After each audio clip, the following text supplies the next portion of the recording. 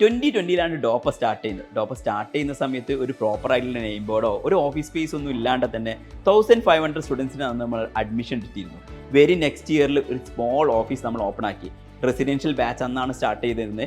Residential ബാച്ചിലേക്ക് വരുന്ന പാരൻസിനെയും സ്റ്റുഡൻസിനെയും ഒരാൾ എണീറ്റ് നിന്ന് വേറെ ആൾ ഇരുന്ന രൂപത്തിലൊക്കെയാണ് നമ്മൾ അന്ന് അഡ്മിഷൻ ആക്കിയിരുന്നത്. ഞാനിപ്പോൾ ഉള്ളത് ഡോപ്പയുടെ പുതിയ ഓഫീസിൻ്റെ ലോബിയിലാണ്. ഓഫീസിൻ്റെ വർക്ക് ഇനിയും തീരാനുണ്ട്. സ്റ്റിൽ കുട്ടികൾക്കും പാരൻസിനൊക്കെ പ്രസൻറ്റ് ചെയ്യാൻ പറ്റുന്ന രൂപത്തിൽ, അല്ലെങ്കിൽ അടുത്ത വർഷത്തേക്ക് നമുക്ക് വരുന്ന സ്റ്റുഡൻസിനൊക്കെ ഇരിക്കാനും പ്രോപ്പറായിട്ടുള്ള ഗൈഡൻസ് കൊടുക്കാനൊക്കെ പറ്റിയ രൂപത്തിൽ ഒരു ഓഫീസ് പ്രസൻറ്റ് ചെയ്യാൻ പറ്റിയിട്ടുണ്ട്. സോ നമ്മൾ ഓഫീസ് ജസ്റ്റ് ഒന്ന് നിങ്ങളെ മുന്നിൽ കാണിക്കാം. സോ ആ ഒരു സന്തോഷത്തിലാണ് ഇപ്പോൾ ഉള്ളത്. നമുക്ക് ഓഫീസ് ഫുള്ളായിട്ട് കാണാം.